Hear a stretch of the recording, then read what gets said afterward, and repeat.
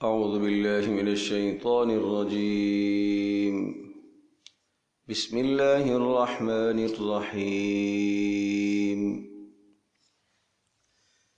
ومنهم من يستمع إليك حتى إذا خرجوا من عندك قالوا للذين أوتوا العلم ماذا قال آنفا أولئك الذين طبع الله على قلوبهم واتبعوا أهواءهم والذين اهتدوا زادهم هدى وآتاهم تقواهم فهل ينظرون إلا الساعة أن تأتيهم بغتة فقد جاء أشراطها فأنى لهم إذا جاءتهم ذكراهم فاعلم أنه لا إله إلا الله واستغفر لذنبك وللمؤمنين والمؤمنات والله يعلم متقلبكم ومثواكم. اللہ اکبر اللہ اکبر اللہ اکبر. سورہ محمد کی آیت نمبر 16 سے آج ہم مضمون پڑھیں گے، اور اس سورہ مبارکہ کا عرض کیا تھا کہ ایک نام سورۃ القتال بھی ہے، اور اس میں چونکہ قتال اور جہاد کے احکام بھی ہیں، اور یہ مدنی صورت ہے. پہلا حصہ اس کا مکمل ہوا جس میں کچھ تو اللہ تبارک تعالی نے مسلمانوں اور کافروں کے اعمال کا تقابل ذکر فرمایا، دنیا کی زندگی کا بھی اور اخروی زندگی کا بھی کچھ تقابل ذکر فرمایا. یہ کیا زندگی ہے مسلمانوں کی اور ادھر کافروں کی زندگی کیسی زندگی ہے، تو یہ تھوڑا سا تقابل آیا. اور پھر کچھ جو ہے وہ جہاد و قتال کی ترغیبات تھی، اور اب منافقوں کے احوال یہاں سے ذکر ہو رہے ہیں. چونکہ مسلمانوں کے درمیان مدنی زندگی میں منافق بھی رہے، اور یہ مکی زندگی میں یہ ماحول نہیں تھا، مدنی زندگی میں نفاق کا ماحول تھا. وجہ اس کی کیا ہے؟ وجہ بہت آسان ہے، غور سے اگر سمجھیں اور سنیں کہ مدنی زندگی میں منافق تھے، مکی زندگی میں نہیں تھے.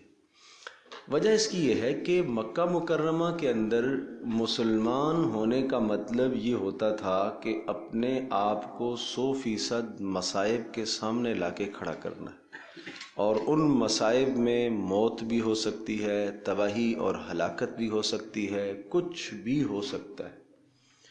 تو ان حالات کو دیکھتے ہوئے وہی مسلمان ہوتا تھا جو 10 بار سوچتا تھا، سوچ کر سمجھ کر کلمہ پڑھتا تھا، اور جس کے دل میں ایمان راسخ ہو چکا ہوتا تھا وہ محمد رسول اللہ صلی اللہ تعالی علیہ وسلم کا ساتھی بن جایا کرتا تھا. اور وہاں مسلمانوں کو کوئی ظاہری شان و شوکت، رعب اور دبدبہ تو حاصل نہیں تھا کہ جس کی وجہ سے اس ظاہری شان و شوکت اور ظاہری مال و متاع کو دیکھ کر کوئی آدمی قریب پھٹ کے دنیاوی اغراض کے لیے، وہاں دنیاوی اغراض کی کوئی شے نظر نہیں آتی تھی. مسلمان ہونے کا مطلب اپنے آپ کو مصائب میں جھونکنا ہے. مدنی زندگی جب شروع ہوئی پیارے پیغمبر صلی اللہ تعالی علیہ وسلم کی، تو مدنی زندگی میں یکدم سے ایک بڑا انقلاب برپا ہوا، اور وہ اس طرح سے کہ رسول اکرم صلی اللہ تعالی علیہ وسلم نے 3 بڑے کام وہاں کیے. ایک تو مسجد کی تعمیر ہوئی جس سے ہر شخص کو رسول اللہ صلی اللہ علیہ وسلم کے پاس بیٹھنے اور آپ کے مبارک اخلاق سیکھنے کا موقع ملا، اور آپ علیہ السلام سے خوب سیکھنے کا موقع ملا، جبکہ مکی زندگی میں ایسا ماحول نہیں تھا، ایک گھر کے اندر محدود سلسلہ تھا. تو اس سے فائدہ ہوا کہ مجمع بڑھنا شروع ہو گیا.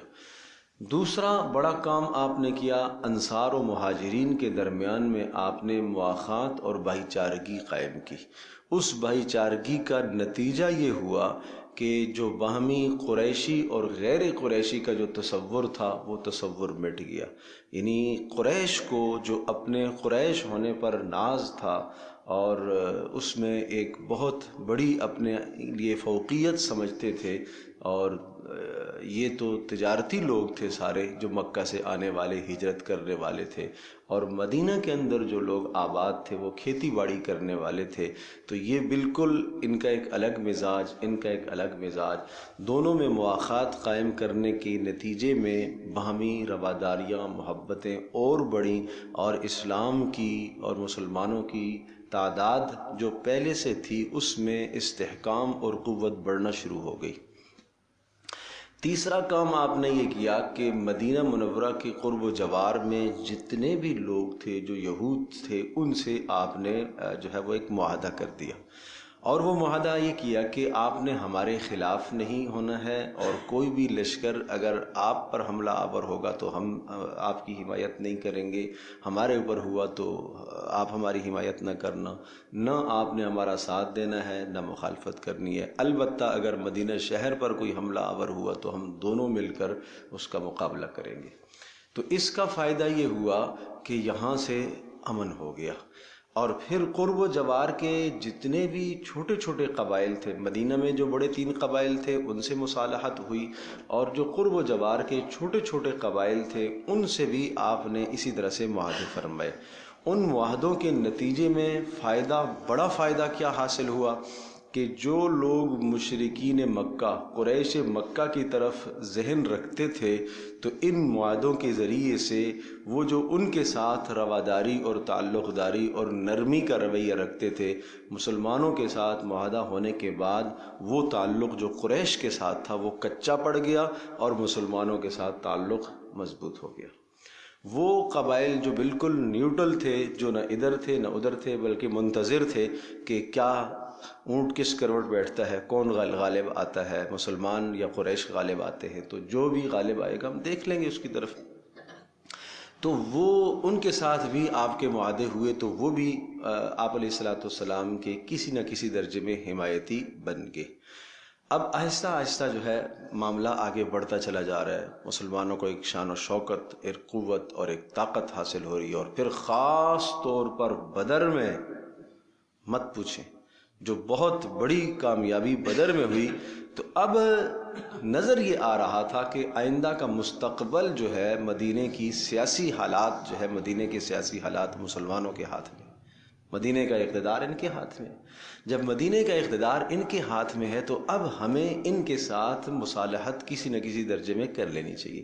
اندر سے مسلمان نہیں ہوئے، اور ظاہر میں اس شان و شوکت اور رعب اور دبدبے کو دیکھ کر، اور پھر مال غنیمت کی حرص اور لالچ میں، اور مسلمانوں کے سے چونکہ کافروں کے ساتھ تو قتال ہے، اب تاکہ ہمارے ساتھ کوئی لڑنے کی نوبت پیش نہ آئے، تو انہوں نے ظاہر میں اپنے آپ کو مسلمان رکھا اور دل سے کافر ہی رہے۔ تو یہ طبقہ یہاں سے منافقین کا پیدا ہوا۔ مسلمانوں کی شان و شوکت جب بڑھی تو اب مسلمانوں کے ساتھ مل کر اور مسلمانوں کے ساتھ جڑ کر اور مسلمانوں کی حمایت میں رہنا ان کی سیاسی مجبوری ہو گئی تھی، سمجھے بات۔ اور دوسری طرف جو ہے یہود تھے، تو چونکہ ابھی مدینے کے حالات بہت واضح نہیں تھے کہ آگے چل کے کیا ہونے والا ہے، کچھ اندازے تو یہی ہو رہے تھے کہ مسلمانوں کا غلبہ ہوگا، لیکن چونکہ یہودی وہاں جو ریاستیں تھیں اور وہ جو قبائل تھے وہ سال ہا سال سے چلے آ رہے تھے، ان کے مضبوط ترین قلعے، ان کو شکست دینا اور ان کو مدینے سے نکالنا وہ بھی کوئی آسان کام نہیں تھا، اس لیے یہود سے بھی گٹھ جوڑ رکھتے تھے اور ادھر مسلمانوں سے بھی گٹھ جوڑ رکھتے تھے، وہاں سے بھی منافع حاصل کرتے اور نقصان سے بچنے کی کوشش کرتے، اور ادھر مسلمانوں کے پاس سے بھی منافع حاصل کرتے اور نقصان سے بچنے کی کوشش کرتے، اس لیے منافقوں کا گروہ مدینہ میں جا کے پیدا ہوا۔ بات سمجھ میں آ گئی؟ تو یہ بات یاد رکھنے کی ہے، اور بڑی اہم بات ہے یاد رکھنے کی ہے کہ مدینہ کی زندگی کے اندر منافق کیوں پیدا ہوئے، اس لیے تو اب ان منافقوں کی کچھ حالات آئے ہیں، وَمِنْهُمْ مَنْ يَسْتَمِعُ إِلَيْكَ، اور بعض ایسے ہیں کہ جو آپ کی طرف کان لگا کے سنتے۔ استماع کہتے ہیں خوب توجہ سے سننا، خوب متوجہ ہوتے ہیں، لیکن یہ صرف متوجہ ہی ہوتے ہیں بس کان لگا کے۔ کبھی آپ نے دیکھا ہے کہ ایک آدمی اعتراض کی نگاہ سے، اعتراض کے ارادے سے، اشکال کے ارادے سے جب آپ کی مجلس میں آ کے بیٹھے گا اور آپ کی بات سنے گا تو یوں کان لگا کے سنے گا، ایسا لگے گا جیسا کہ اس سے زیادہ کوئی سننے والا تو ہے ہی نہیں ہے، لیکن دل میں فطور ہوتا ہے، دل میں فطور ہوتا ہے، لیکن بس وہ سن رہے ہوتے کہ ہم یہ ظاہر کریں کہ ہم بہت توجہ سے سنتے ہیں بات۔ تو اسی طرح سے وَمِنْهُمْ مَنْ يَسْتَمِعُ إِلَيْكَ، بعض ایسے ہیں جو آپ کی طرف کان لگا کے سنتے ہیں، حَتَّى إِذَا خَرَجُوا مِنْ عِنْدِكَ، حتیٰ یہاں تک، اذا خرجوا جب آپ کی مجلس سے نکلتے ہیں، من عندك آپ کی مجلس سے، آپ کے پاس سے جب نکلتے ہیں، قالو کہتے ہیں، بطور استہزاء کے کہتے ہیں، مذاق اڑانے کی نیت سے کہتے ہیں، کیا کہتے ہیں؟ للذین اوتوا العلم، ان لوگوں سے کہتے ہیں جن کو علم دیا گیا۔ اس سے مراد صحابہ کرام رضی اللہ عنہم اجمعین ہے۔ صحابہ کرام سے جا کے پوچھتے ہیں، مخلصین سے پوچھتے ہیں، ماذا قال آنفا، ابھی ابھی کیا فرمایا حضرت نے، ابھی ابھی کیا فرمایا حضرت نے، سنا ہے کیا فرمایا حضرت نے ابھی ابھی؟ نہیں سمجھے بات؟ یہ کیوں پوچھتے ہیں؟ استہزاء، طنز، کیا فرمایا حضرت نے بھائی، کیسی باتیں کر رہے؟ اچھا یہ بات بڑی پتے کی ہے، کیسی باتیں کر رہے حضرت، ٹھیک ہے۔ ہوا یہ تھا کہ مکہ سے جب ہجرت کر کے مدینہ طیبہ کی زندگی میں آئے، جب وہ آیت سورۃ الحج کی نازل ہو گئی، اذن للذین یقاتلون فی سبیل اللہ بانہم ظلموا، کہ مسلمانوں کو اب قتال کی اجازت دے دی گئی ہے۔ مکی زندگی میں اجازت نہیں تھی، مدنی زندگی میں اجازت ہو گئی۔ تو اس اجازت کے نتیجے میں رسول اللہ صلی اللہ تعالیٰ علیہ وسلم نے چھوٹے چھوٹے دستے سرایا بھیجنے شروع کیے۔ 3 میں آپ نے خود شمولیت اختیار کی، 3 آپ نے بھیجے، گویا کہ غزوہ بدر سے پہلے کوئی 6 آپ نے دستے تشکیل دیے۔ ان دستوں کی جو بنیادی غرض ہوتی تھی، یہ بات بڑی اہم ہے، نوٹ کرنے کی ہے، سیاسی تدبیر، رسول اللہ صلی اللہ تعالیٰ علیہ وسلم کی سیاسی سمجھ، بصیرت اور فہم کا آپ کو اندازہ ہوگا کہ شام سے جو تجارتی قافلے آتے جاتے تھے، قریش مکہ کے قافلے شام جاتے تھے، جو واپس آتے تھے، بڑا مال و متاع، تو یہ مدینہ کے قریب سے گزر کے جاتے تھے، راستہ یہ تھا، اور جس کو اب بدر کہتے ہیں کہ بدر یہ قریب لگتا ہے، تو یہاں سے گزر کے جاتے تھے۔ آمد و رفت کے لیے یہی شاہراہ تھی، بہت بڑی شاہراہ تھی۔ تو اس شاہراہ پر آپ علیہ الصلوۃ والسلام نے اپنے دستوں کو بھیجنا شروع کیا۔ ان دستوں کا مقصد یہ ہوتا تھا کہ تاکہ آپ ان کے قریش مکہ کے حالات پر نگاہ رکھیں، نظر رکھیں، ان کے حالات پر آپ نظر رکھیں۔ اور نمبر 2 یہ ہوتا تھا کہ اس شاہراہ کے آس پاس جتنے بھی قبائل ہیں، ان قبائل سے آپ ملاقاتیں کریں، ان کو اسلام کی آپ دعوت دیں، سمجھو بھائی؟ تو اسلام کی دعوت دیں تو وہ جو راستوں پر رہنے والے لوگ تھے، اس شاہراہ کے ارد گرد رہنے والے لوگ تھے، چونکہ قریش کے قافلے یہاں سے گزرتے تھے تو قافلوں کی ان سے بات چیت ہوتی تھی اور تعارف تھا، تعلق تھا۔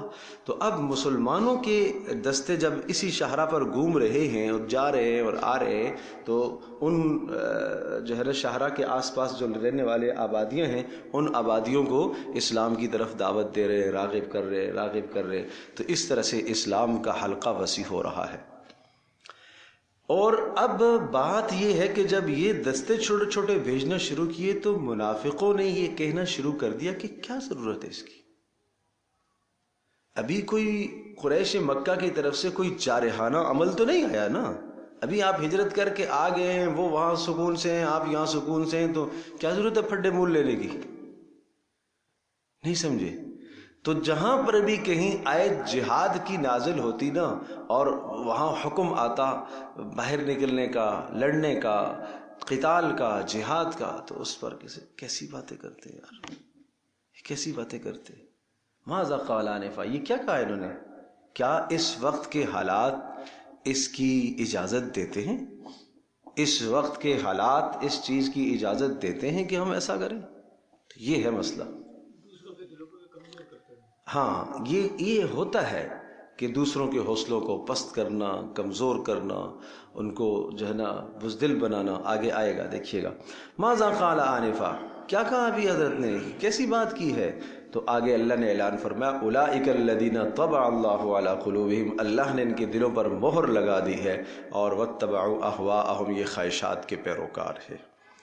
والذین اہتدوا زادہم ھدی وآتاہم تقواہم، اور جب نئے احکام آتے ہیں، نازل ہوتی ہیں آیات. تقابل کی یہاں بھی ایک صورت نظر آ رہی ہے آپ کو کہ ایمان والوں کا حال، والذین اہتدوا، وہ لوگ کہ جنہوں نے جو ہدایت پر چلے، زادہم ھدی، کہ جب کوئی آیت آتی ہے، نیا حکم آتا ہے تو زادہم ھدی، اللہ تبارک تعالیٰ ان کی ہدایت کو بڑھا دیتا ہے. وآتاہم تقواہم، اور اللہ پاک ان کو مزید تقوی عطا کرتا ہے. اوپر کیا تھا؟ خواہشات تھی، اور یہاں کیا ہے؟ تقوی ہے. ٹھیک ہے. فہل ینظرون، اب یہ منافق لوگ نہیں انتظار کرتے، بس اس بات کے انتظار میں ان تأتیہم، فہل ینظرون الا الساعہ، کہ قیامت آ جائے، ان تأتیہم بغتۃ، ان کے پاس آج پہنچے اچانک. فقد جاء اشراطھا، تو قیامت کب پہنچے گی؟ سن لو، اس کی نشانیاں آ چکی ہیں. فقد جاء اشراطھا، اشراط نشانیوں کو کہتے ہیں، اس کی نشانیاں آ چکی ہیں. کیا نشانیاں ہیں؟ پیارے پیغمبر صلی اللہ علیہ وسلم کی بعثت خود نشانی ہے قیامت کی. اب آخری رسول ہے اور اختتام ہو گیا ہے، تو اب جو ہے اس دنیا کو لپیٹنے کا وقت قریب آ گیا ہے. سمجھے بھائی؟ آخری خطیب جب جلسے میں تقریر کرتا ہے تو اب اس کا مطلب یہ ہے کہ اب ختم ہونے والا ہے معاملہ. سمجھو بھائی؟ تو اسی طرح سے پیارے پیغمبر صلی اللہ تعالی وسلم آخری رسول و نبی ہیں، تو اب سمجھو کہ اس دنیا کو لپیٹ دیا جائے گا، سلسلہ ختم ہوگا. فَأَنَّا لَهُمْ إِذَا جَاءَتْهُمْ ذِكْرَاهُمْ، فَأَنَّا لَهُمْ، یہ خبر مقدم ہے. فَأَنَّا لَهُمْ، کیسے ہو سکتا ہے؟ ذِكْرَاهُمْ، ان کا نصیحت حاصل کرنا، ان کو نصیحت کب ہو سکتی ہے؟ اِذَا جَاءَتْهُمْ، جب قیامت آ جائے یا جب موت آ جائے تو اب نصیحت کیسے حاصل کر سکتے ہیں؟ فَاعْلَمْ أَنَّهُ لَا إِلَٰهَ إِلَّا اللَّهُ، خوب دل سے یہ سمجھو، یہ ہے مقصد قتال و جہاد کا، یہ مقصد ہے أَنَّهُ لَا إِلَٰهَ إِلَّا اللَّهُ، کہ اللہ کے سوا کوئی معبود نہیں ہے، اسی کی جستجو کرنی ہے. اسی لیے جہاد و قتال کی فرضیت کا حکم آیا، اسی کے نفاذ کے لیے آپ نے اپنی جانوں کو پیش کرنا ہے. وَاسْتَغْفِرْ لِذَنبِكَ، اور آپ اپنے گناہوں کی مغفرت مانگتے رہیے. وَلِلْمُؤْمِنِينَ وَالْمُؤْمِنَاتِ، اور ایمان والوں کے، مردوں کے لیے بھی اور عورتوں کے لیے بھی. آپ کے ذنب سوری مراد آپ سے وہ گناہ، آپ سے کیا گناہ ہیں؟ مراد یہ کہ خلاف اولا اگر کوئی چیز آپ سے ہو گئی ہے، کسی افضل چیز کو آپ نے ترک کر دیا، غیر افضل کو آپ نے لے لیا، تو اس میں بھی آپ استغفار فرما لیں، تاکہ آپ کی طرف سے کسی قسم کی کوئی کمی نہ رہ جائے. واللہ یعلم متقلبکم ومثواکم، اللہ تبارک تعالیٰ جانتا ہے متقلبکم، تمہارے اس چلت پھرت کو جانتا ہے، ومثواکم، اور تمہارے ٹھکانے کو بھی جانتا ہے. یعنی تمہارے متقلب کو، متقلب مکہ سے تم تکلیفیں برداشت کر کے ہجرت کر کے آئے ہو، اللہ اس کو جانتا ہے. اور ومثواکم، اور اللہ پاک تمہارے حالات سے آگاہ ہے. وَيَقُولُ الَّذِينَ آمَنُوا لَوْلَا نُزِّلَتْ سُورَةٌ، اور وہ لوگ جو ایمان کے دعوے دار ہیں، ایمان کے جو دعوے دار بنتے ہیں، وہ یوں کہتے ہیں لولا نزلت سورہ، کیوں نہیں کوئی آیت نازل ہوئی؟ اس سے مراد بھی بعض نے لکھا ہے مفسرین نے کہ منافقین مراد ہیں، اور بعض نے لکھا کہ کچھ ممکن ہے مخلصین بھی ہوں، کہ جب مدنی زندگی آئی تو مدنی زندگی کے اندر یعنی یہ دل آیا کہ اتنی مصیبتوں سے اور تکلیفوں سے ہم گزرے ہیں، اور قریش مکہ کی طرف سے سخت مظالم برداشت کیے، لیکن ہمیں جہاد کی اجازت کیوں نہیں دی جا رہی ہے؟ جہاد کی اجازت ہو تو پھر ہم ان کے ساتھ لڑیں. تو یہ کہتے ہیں کہ جناب لولا نزلت سورہ، کیوں نہیں کوئی آیت نازل ہوتی؟ سورت سے مراد کوئی آیت جہاد کے بارے میں کیوں نہیں نازل ہوتی؟ فَإِذَا أُنزِلَتْ سُورَةٌ تو جب آ گئی سورت محکمۃ، محکمہ مانا واضح صریح البیان، جس کا بیان کھلا ہے، وَذُكِرَ فِيهَا الْقِتَالُ اور جب اس میں قتال کا تذکرہ آیا ہے، رَأَيْتَ الَّذِينَ فِي قُلُوبِهِمْ تو اے نبی آپ دیکھیں گے الذین ان لوگوں کو، فی قلوبہم جن کے دلوں میں مرض بیماری ہے، کیا دیکھیں گے آپ؟ ینظرون الیک آپ کی طرف دیکھ رہے ہوں گے، خوف اور بزدلی کی وجہ سے، اب منافق مراد ہے، ینظرون الیک آپ کی طرف دیکھ رہے ہوں گے، کیسے؟ نظر المغشی علیہ من الموت اس شخص کی طرح جس پر موت کی غشی آ گئی ہو، جس پر موت کی غشی آ گئی ہو، گھبراہٹ طاری ہو گئی ہو، اب کیا ہوگا، اب تو نکلنا پڑے گا، اب نہ نکلیں گے تو مصیبت ہے، نہ نکلیں گے تو ہمیں کہا جائے گا کہ یہ اچھے نہیں ہیں، مخلص نہیں ہیں، نکلنا پڑے گا۔ فَأَوْلَى لَهُمْ تو وہی ہے ایسوں کے لیے، طاعۃ وقول معروف تابع داری کرنی ہے، وقول معروف اور وقول معروف اور صاف بات کہنا، مشہور بات کہنا، یہ تمہارے لیے بہتر ہے۔ تمہیں یہ کہنا چاہیے کہ ہم نبی کی تابع داری کریں گے، جو بات آئے گی ہم مانیں گے۔ فَإِذَا عَزَمَ الْأَمْرُ اور جب معاملہ طے ہو جائے، یعنی تاکیدی حکم آ جائے، فَلَوْ صَدَقُوا اللَّهَ لَكَانَ خَيْرًا لَهُمْ اگر ایمان کے دعوے میں انہوں نے سچ کر کے دکھایا تو یہ ان کے لیے بہتر ہوگا، ایمان کے دعوے میں انہوں نے سچ کر کے دکھایا تو یہ کیا ہوگا؟ بہتر ہوگا۔ فَهَلْ عَسَيْتُمْ إِن تَوَلَّيْتُمْ أَن تُفْسِدُوا فِي الْأَرْضِ وَتُقَطِّعُوا أَرْحَامَكُمْ اللہ اکبر، اللہ اکبر۔ یہ جہاد کی تاخیر کا سبب ذکر کیا جا رہا ہے۔ مکی دور میں 13 سال میں آپ کو جہاد و قتال کی اجازت نہیں دی گئی ہے، اس کی علت اور اس کا سبب، اس کی وجہ لاجک کیا ہے وہ سمجھائی جا رہی ہے۔ کہا کہ اگر تمہیں اس مکی سال کی 13 سالہ زندگی میں تمہیں نہ گزارا جاتا، اس بٹھی سے تمہیں نہ گزارا جاتا، کندھن تمہیں نہ بنایا جاتا، تو نتیجہ یہ ہوتا جب تم اقتدار پر آتے تو سوائے فساد کے کچھ بھی حاصل نہ ہوتا۔ ذہن ہی نہیں بنا ہے، سوچ نہیں پیدا ہوئی ہے۔ آج ارباب اقتدار کی جب تربیت ہی نہیں ہوئی ہے تو جب وہ تربیت پر، جب وہ اقتدار پر آئیں گے تو سوائے فساد کے کیا پھیلائیں گے؟ اگر انسان کی ہمدردی ہی اندر پیدا نہیں ہوئی ہے اور انسان کا احساس ہی اندر بیدار نہیں ہے اور انسانیت کا درخت اندر سے ہرا بھرا نہیں ہے تو جب وہ اقتدار پر آئے گا تو کیا کرے گا؟ وہ تو ظلم کرے گا۔ بات سمجھے نہیں سمجھے؟ لیکن اگر تربیت ہوئی ہو، تربیت ہوئی ہو، اندر بنا ہوا ہو، انسانیت اندر موجود ہو تو پھر اقتدار پر آنے کے بعد خود بھوکا رہے گا، عوام کو کھلائے گا، بچوں کو بھوکا رکھے گا، دوسروں کو کھلائے گا، یہ مزاج پھر پیدا ہوگا جا کے۔ تو مکی زندگی کے 13 سال میں یہ مزاج بنائے گئے ہیں، یہ سوچیں بنائی گئی ہیں، یہ تربیت کی گئی ہے۔ جب اس تربیت کا پھر وہ نتیجہ ہوا، علی رضی اللہ تعالی عنہ ایک یہودی کے اوپر جو ہے چڑھ بیٹھے اور قتل کرنے کا ارادہ کر لیا، اور اس نے تھوک دیا اس لیے تاکہ جلدی قتل کر دے۔ تو کہا کہ کیوں چھوڑا مجھے؟ کہا اس لیے کہ تو نے تھوک دیا۔ اس نے اس لیے تھوکا تاکہ جلدی قتل، اس لیے آپ کو چھوڑ دیا، چونکہ پہلے قتل کرنا صرف اللہ کے لیے تھا، اب بیچ میں میری غرض شامل ہو گئی۔ تصور تو کرو، ان کے اپنے اعمال 100% ایسے درست اللہ کے لیے ہو گئے نا، بیچ میں خواہشات بالکل نکل گئی، صرف خالص عمل اللہ کے لیے، لڑنا بھی اللہ کے لیے، محبت بھی اللہ کے لیے، نفرت بھی اللہ کے لیے، عطا بھی اللہ کے لیے، منع بھی اللہ کے لیے، ہر عمل اللہ کے لیے ہو گیا۔ تو یہ مکی زندگی کے اندر تربیت دی گئی ہے، بات سمجھے؟ تو کہا فَهَلْ عَسَيْتُمْ، فَهَلْ عَسَيْتُمْ کیا ہوا؟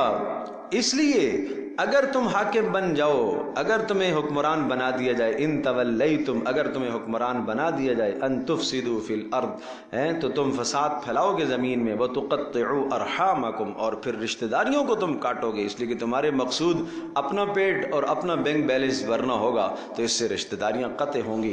اولئک الذین لعنہم اللہ ایسے مفسدوں پر اور ایسے قطع تعلق رشتہ داریوں کو قطع کرنے والوں پر اللہ کی لعنت ہوتی ہے۔ فَأَصَمُّ وَأَصَمَّهُمْ وَأَعْمَى أَبْصَارَهُمْ، اور یہ بہرے ہوتے ہیں اور یہ اندھے ہوتے ہیں. افلا يتدبرون القرآن، یہ قرآن میں تدبر کیوں نہیں کرتے؟ ام علی قلوب اقفالها، کیا ان کے دلوں پر تالے پڑے ہوئے؟ کیوں نہیں غور و فکر کرتے؟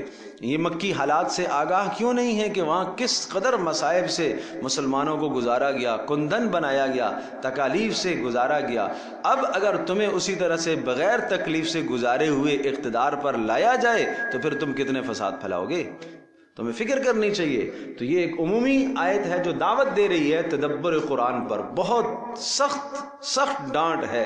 کیوں نہیں تدبر کرتے ہو قرآن میں؟ گزشتہ قوموں کے حالات کیوں نہیں دیکھتے ہو؟ افلا یتدبرون القرآن، قرآن میں تدبر کیوں نہیں کرتے؟ ام علی قلوب اقفالها، کیا دلوں پر تالے پڑ گئے؟ اللہ پاک ہماری حفاظت فرمائے اور سمجھنے کی توفیق دے. سمجھ لو جو قرآن میں غور و فکر نہیں کرتا، وہ تدبر نہیں کرتا، تو اس کے دل پر تو تالے پڑے ہوئے ہیں. اس دل کو کھولو قرآن مجید اور قرآن مقدس کو سمجھنے کے لیے. اس اپنے دل کو، اپنے گھر والوں، اعزاء اقربا کے قلوب کو کھولو اور دلوں کی کھڑکیوں کو کھٹکھٹاؤ تاکہ ایمان اندر داخل ہو.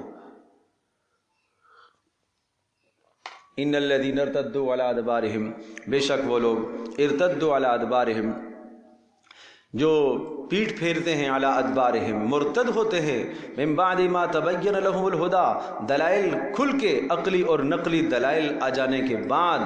اس سے مراد یہ ہے کہ جو سب کچھ سمجھنے کے بعد بھی پیچھے ہٹ جاتے ہیں، مسلمان نہیں ہوتے. یہ نہیں کہ اسلام لا کر مرتد ہوتے ہیں، نہیں، اسلام کی طرف آتے ہی نہیں ہیں، حق سے پیچھے ہوتے ہیں. مراد اس سے قریش مکہ کے بہت سارے لوگ، مدینہ میں موجود منافقین جو ہیں، ان کا یہ حال ہے کہ حق دیکھ لیا ہے، سمجھ لیا ہے، پھر کیوں نہیں؟ تو ان کو دو سزائیں یہاں دنیا میں ملتی ہیں اور شیطان ان کے ساتھ کھیلنا شروع کرتا ہے. کیا؟ الشیطان سول لهم واملا لهم، شیطان ان کے لیے تسویل کرتا ہے اور نمبر 2 ان کی امیدیں دلاتا ہے. تسویل کا معنی ابھی نہیں، سول لهم، کل توبہ کر لینا، پرسوں توبہ کر لینا، اگلے دن توبہ کر لینا. اس کو کہتے ہیں تسویل، مؤخر کرنا، ٹالتے رہنا، ٹال مٹول کرنا. اور وَأَمْلَى لَهُمْ، اور اسی طرح سے ان کے لیے زندگی بڑھاتا ہے شیطان، زندگی بڑھاتا ہے. کیا کہتا ہے کہ جناب ابھی تو بہت زندگی تیری پڑی ہوئی ہے، بہت زندگی پڑی ہوئی ہے، جہاد پہ جاؤ گے تو جلدی مارے جاؤ گے، نہیں جاؤ تو زندہ رہو گے. یہ لمبی زندگی بڑھاتا ہے. ذَلِكَ بِأَنَّهُمْ قَالُوا لِلَّذِينَ كَرِهُوا مَا نَزَّلَ اللَّهُ سَنُطِيعُكُمْ فِي بَعْضِ الْأَمْرِ، اور یہ اس لیے ہوا ذَلِكَ بِأَنَّهُمْ قَالُوا، یہ اس لیے کہ یہ کہتے ہیں لِلَّذِينَ كَرِهُوا، ان لوگوں، ہاں ذَلِكَ بِأَنَّهُمْ قَالُوا لِلَّذِينَ كَرِهُوا مَا نَزَّلَ اللَّهُ سَنُطِيعُكُمْ، یہ کہتے ہیں، یہ منافق، سنیے گا، یہ منافق لوگ کہتے ہیں ذالک بانہم، یہ تسویل شیطان کی طرف سے اس لیے ہوئی ہے اور شیطان ان کو مہلتیں اس لیے دے رہا ہے ان منافقوں کو، اس لیے کہ انہوں نے کہہ رکھا ہے. کس نے؟ منافقوں نے کہہ رکھا ہے. کس کو؟ مشرکین کو. اگر کوئی جہاد و قتال کی بات آئی، تمہارا ان مسلمانوں سے مقابلہ ہوا تو ہم تمہارے ساتھ ہیں. ہم کس کے ساتھ ہیں؟ ہم تمہارے ساتھ. اب سنیے، اب لفظ سمجھیے. ذالک بانہم قالوا، اس لیے کہ یہ کہتے ہیں، بانہم یہ لوگ، قالوا انہوں نے کہا، للذین ان لوگوں کو، مراد مشرکین ہیں، کرہو جو ناپسند کرتے ہیں. کس کو ناپسند کرتے ہیں؟ ما نزل اللہ، جو اللہ نے اتارا ہے اس کو ناپسند کرتے ہیں، یعنی قرآن کو ناپسند کرتے ہیں. کون؟ مشرکین. ان مشرکین سے ان منافقوں نے کہا، کیا کہا؟ سنطیعکم، ہم تمہاری بات مانیں گے، ہم تمہاری اطاعت کریں گے، فی بعض الامر، سارے معاملات میں نہیں، مسلمانوں کے خلاف جب بات ہوگی نا تو ہم تمہارے ساتھ ہیں. واللہ یعلم اسرارہم، اللہ پاک ان کی پوشیدہ حالات سے آگاہ ہے. فکیف اذا توفتہم الملائکہ، پھر کیا انجام ہوگا جب فرشتے ان کی روحوں کو نکالیں گے. یضربون وجوہہم وادبارہم، اور فرشتے مار رہے ہوں گے ان کے چہروں پر بھی اور ان کی پشتوں پر بھی. ذالک بانہم اتبعوا ما اسخط اللہ، اور یہ سب کچھ اس لیے ہوا، بانہم اتبعوا، اس لیے کہ یہ پیچھے لگ گئے ان تمام چیزوں کے، اسخط اللہ، اس طریقے پر چلے جو طریقہ اللہ کو ناراض کرنے والا ہے، وَكَرِهُ رِضْوَانَهُ، اور اللہ کی رضا کو یہ ناپسند کرنے لگے، فَأَحْبَطَ أَعْمَالَهُمْ، تو ان کے اعمال اکارت کر دیے گئے، ضائع کر دیے گئے۔ ام حسب الذین فی قلوبہم مرض، کیا آپ گمان کرتے ہیں ان لوگوں کو جن کے دلوں میں بیماریاں ہیں، روگ ہے، جن کے دلوں میں نفاق ہے، لن یخرج اللہ، کیا یہ لوگ گمان کرتے ہیں جن کے دلوں میں بیماری نفاق ہے، لن یخرج اللہ اضغانہم، کہ اللہ پاک نہیں نکالے گا، ظاہر نہیں کرے گا ان کے کینے کو؟ کیوں نہیں کرے گا؟ نہیں سمجھے؟ مسلمانوں کے خلاف جو اندر بڑھاس ہے، اس بڑھاس کو اللہ ظاہر کرے گا، اور یہ ظاہر کیا ہے جا کے سورہ توبہ کے اندر۔ سورہ توبہ کے اندر مضامین آ چکے ہیں، وہ آخر وقت کی صورت ہے۔ سورہ توبہ مدنی صورتوں میں سے آخری زمانے کی صورت ہے، اور اس میں کھل کے جب غزوہ تبوک ہوا تو سارے منافقوں کے حالات بتا دیے، منافقوں کے احوال، جتنے پول تھے سب کے سب کھل گئے۔ اگلی بات، وَلَوْ نَشَاءُ لَأَرَيْنَاكَهُمْ، اور اگر ہم چاہتے لَأَرَيْنَاكَهُمْ، تو ہم یہ منافقوں کا پتہ آپ کو بتا دیتے۔ لو کا لفظ آیا ہے، اشارہ اس بات کی طرف ہے کہ ایسا ہوگا نہیں کہ نام کی نشاندہی ہم نہیں کریں گے، ہم نشانیاں بتا دیں گے۔ اور آپ علیہ السلام کو بہت سارے منافقوں کا بخوبی اندازہ تھا، اور ان منافقوں کی ایک فہرست آپ نے حضرت حذیفہ بن یمان رضی اللہ تعالیٰ عنہ کو دے رکھی تھی۔ وَلَوْ نَشَاءُ لَأَرَيْنَاكَهُمْ، اگر ہم چاہیں تو آپ کو دکھا دیں، فَلَعَرَفْتَهُمْ بِسِيمَاهُمْ، لیکن آپ چہروں سے پہچان لیں گے، وَلَتَعْرِفَنَّهُمْ فِي لَحْنِ الْقَوْلِ، اور آپ جان لیں گے فی لحن القول، لہجوں سے۔ یہ بڑی عام بات ہے بھائی، اندر جو بغض ہوتا ہے نا، اندر کہتے ہیں، یہ عربی کا ایک مقولہ ہے، الاناء یترشح بما فیہ، برتن سے وہی ٹپکتا ہے جو اندر ہوتا ہے۔ تو جس کے اندر میں جو چیز ہوگی نا وہ ٹپک جائے گی، کسی نہ کسی وقت زبان سے اس کے نکل آئے گا، سبقت لسانی سے کچھ نہ کچھ کبھی نکل آئے گا، جس سے اندازہ ہو جائے گا کہ جناب یہ اندر سے جناب کیا ہے، چھرے گھونپنے کے لیے تیار کھڑا ہے، منتظر ہے۔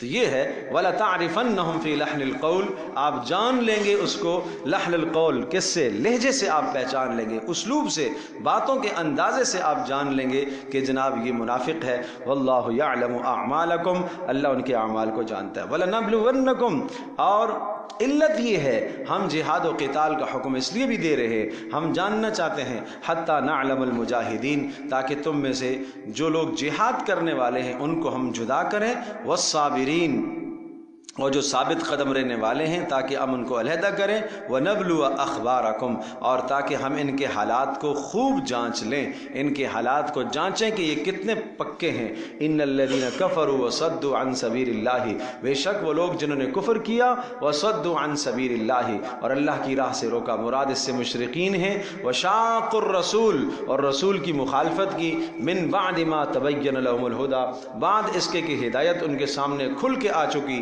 لَن يَضُرُّ اللَّهَ شَيْئًا، وہ اللہ کا کچھ بھی نہیں بگاڑ سکتے، اللہ کو کچھ نقصان نہیں دے سکتے، بلکہ وہ اپنے آپ کو نقصان دیں گے۔ اور اپنے آپ کو نقصان کیسا ہے؟ وَسَيُحْبِطُ أَعْمَالَهُمْ، ان کے سارے اعمال، ان کی کوشش ضائع ہو جائے گی۔ جو محمد رسول اللہ صلی اللہ علیہ وسلم کے خلاف جو کوشش کرتے ہیں، یہ کوشش تباہ ہو جائے گی۔ یا ایھا الذین آمنوا، ایمان والو، اطیعوا اللہ واطیعوا الرسول، تم اللہ اور اس کے رسول کا کہا مانتے رہو، ولا تبطلوا اعمالکم، اپنے اعمال کو ضائع نہ کیا کرو، اپنے اعمال کو ضائع نہ کیا کرو۔ ایک صورت تو یہ ہے کہ گناہ کر کے اپنے اعمال کو ضائع نہ کرو، اس لیے کہ گناہ کرنے سے اعمال ضائع ہو جاتے ہیں، برباد ہو جاتے ہیں۔ کیسے؟ جب انسان گناہ کرتا ہے تو آدمی کی نیکیاں ضائع ہو جاتی ہیں، اور اسی طرح سے خاص طور پر جب حقوق العباد میں آدمی کوتاہی کرتا ہے تو آدمی کی نیکیاں دوسروں کی طرف منتقل ہو جاتی ہیں، یہ اعمال کا ضائع کرنا ہے۔ نمبر 2، ریاکاری اور دکھلاوے سے بھی انسان کے اعمال ضائع ہو جاتے ہیں، تو ریاکاری اور دکھلاوے سے بھی اپنے اعمال کو برباد اور تباہ نہ کرو۔ ان الذین کفروا وصدوا عن سبیل اللہ، ہاں بے شک وہ لوگ، اوپر تو یہ بیان کیا کہ ٹھیک ہے اگر وہ ایمان لے آئے، یعنی جن لوگوں نے کفر کیا اور مخالفت کی، اگر وہ ایمان لے آئے تو ان کے گزشتہ سارے گناہ کیا ہو جائیں گے؟ معاف ہو جائیں گے۔ لیکن اگر وہ لوگ جنہوں نے رسول اللہ کی مخالفت کی اور کفر پر جمے رہے، اگر ان کا خاتمہ کفر پر ہو گیا تو پھر اللہ پاک انہیں نہیں بخشے گا۔ ان الذین کفروا وصدوا، بے شک وہ لوگ جنہوں نے کفر کیا اور وصدوا عن سبیل اللہ، اور اللہ کی راہ سے دوسروں کو روکا، ثم ماتوا وهم کفار، پھر ان کی موت آئی کفر کی حالت میں، فلن یغفر اللہ لہم، اللہ ان کو نہیں بخشے گا۔ ایمان والوں کو پھر تنبیہ آئی ہے، فلا تہنوا، تم ان کافروں کے مقابلے میں ہمت مت ہارو، ہمت مت ہارو، فلا تہنوا، بزدل مت بنو، وتدعوا الی السلم، اور ان کو صلح کی طرف مت پکارو، صلح کی دعوت مت دو۔ نہیں سمجھے بات؟ یہ اس وقت کی بات ہے، سورہ توبہ میں آیا وَإِن جَنَحُوا لِلسَّلْمِ فَجْنَحْ لَهَا، اگر وہ صلح کی طرف پیشکش کرتے ہیں تو آپ صلح کر لیجئے۔ یہ مضمون آیا ہے سورہ توبہ کے اندر، اگر منافق کافر صلح کی طرف پیشکش کرتے ہیں تو آپ پیشکش قبول کر لیجئے اگر آپ بہتری سمجھتے ہیں، لیکن اگر وہ پہل کرے تو آپ نے پہل نہیں کرنی۔ نہیں سمجھے بات؟ نمبر 2، ابھی حالات سے ڈر کر، حالات سے خوف کھا کر آپ صلح کی دعوت نہ دیں، بالکل نہیں سمجھے؟ ابھی تو معرکہ گرم ہوا ہی نہیں ہے، ابھی تو گرم ہونے جا رہا ہے، تو ابھی سے آپ صلح کی طرف دعوت بالکل نہ دیں، اور بالکل آپ جھکاؤ مت اختیار کریں کہ حالات بگڑ جائیں گے، یہ ہو جائے گا، نہیں۔ فلا تہنوا، بزدل نہ ہو جاؤ، جری ہو جاؤ، بہادر ہو جاؤ، وتدعوا الى السلم اي ولا تدعوا الى السلم، اور ان کو سلم یعنی صلح کی دعوت نہ دو، وانتم الاعلون، غلبہ تمہارا ہے، انتم الاعلون، غلبہ اب تمہارا ہے۔ اور پھر یاد رکھیے گا واللہ معکم، اس لیے غلبہ تمہارا ہے کہ اللہ تمہارے ساتھ ہے، ان کے ساتھ تو نہیں ہے۔ ولن یترکم اعمالکم، اور اللہ پاک تمہارے اعمال کو ضائع نہیں کرے گا۔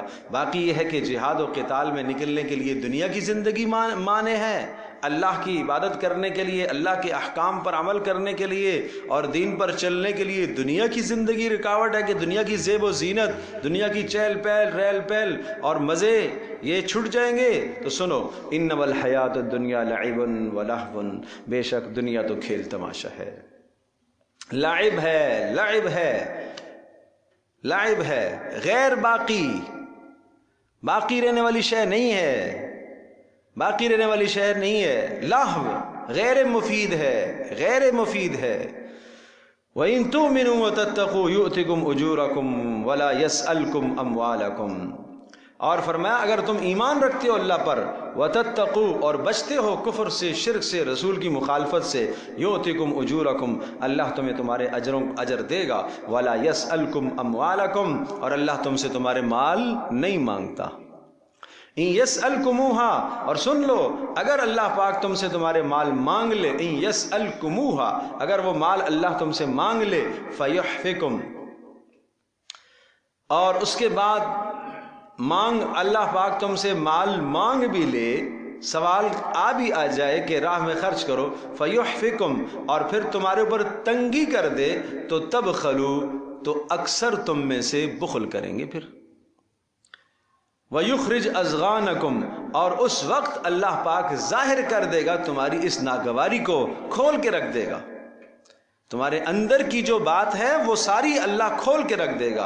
لہٰذا ایسا نہیں کرنا، اگر اللہ کی طرف سے حکم آتا ہے تو اس پر خرچ کرنا چاہیے۔ ہاں انتم ہؤلاء تدعون لتنفقوا فی سبیل اللہ، ارے یہ زجر ہے منافقوں کے لیے، ان کو بلایا جاتا ہے، تدعون دعوت دی جاتی ہے، لتنفقوا فی سبیل اللہ، تاکہ تم خرچ کرو اللہ کی راہ میں، فمنکم من یبخل، بعض ایسے ہیں جو کیا کرتے ہیں؟ بخل کرتے ہیں۔